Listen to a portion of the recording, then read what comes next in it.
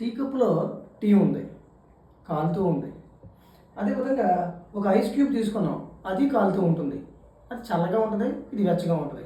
మరి ఏది దేన్ని అంటే ఇది కాలుతుంది కాబట్టి దీనికి టెంపరేచర్ ఎక్కువ ఉంది, ఇది చల్లగా ఉంది కాబట్టి దీనికి కూడా టెంపరేచర్ ఉంది. అయితే నా నా డౌట్ ఏంటంటే టెంపరేచర్ అంటే ఏంటి, హీట్ అంటే ఏంటి? ఏది టెంపరేచర్ ఇస్తుంది, ఏది హీట్ని ఇస్తుంది? అంటే టెంపరేచర్ అంటే ఏంటి, హీట్ అంటే ఏంటి? కప్ ఆఫ్ కాఫీ ఉంది, అది వేడిగా ఉందా, హాట్గా ఉందా? దాని టెంపరేచర్ అంటావా, హీట్ అంటామా? ఐసు చల్లగా ఉందా అంటే కాలుతుంది కదా, అంటే అది హీట్ అంటామా, టెంపరేచర్ అంటామా? సరిగ్గా ఇక్కడే ప్రతి స్టూడెంట్ టెంపరేచర్కి హీట్కి ఇబ్బంది పడుతూ ఉంటారు.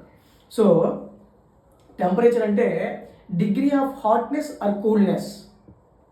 టెంపరేచర్ అంటే degree of hotness or coldness, అది ఎంత చల్లగా ఉంది, ఎంత వెచ్చగా ఉందని చెబుతూ ఉంటుందన్నమాట. ఇది ఎలా మెజర్ చేస్తారంటే మాలిక్యూల్స్ యొక్క యావరేజ్ కైనెటిక్ ఎనర్జీతో మెజర్ చేస్తూ ఉంటారు. వీటిని మనము టెంపరేచర్ స్కేల్స్తో మెజర్ చేస్తూ ఉంటాము. ఫారెన్ హీట్ అని, డిగ్రీ సెంటిగ్రేడ్ అని, కెల్విన్ అని మెజర్ చేస్తూ ఉంటాము. ఇది temperature. Degree of hotness or coldness, ఎంత చల్లగా ఉంది, ఎంత వెచ్చగా ఉంది అని చెప్పేదే టెంపరేచర్. అయితే మరి హీట్ అనేది form of energy which transforms from one body to another body. ఈ హీట్ అనేది హాటర్ బాడీ నుంచి కోల్డర్ బాడీకి ట్రాన్స్ఫర్ అవుతూ ఉంటుంది. దీన్ని మనము జౌల్స్లో కొలుస్తాము. ఎనర్జీ అంటేనే జౌల్స్లో మనం కొలుస్తూ ఉంటాం అన్నమాట. సో అదే చూద్దామండి.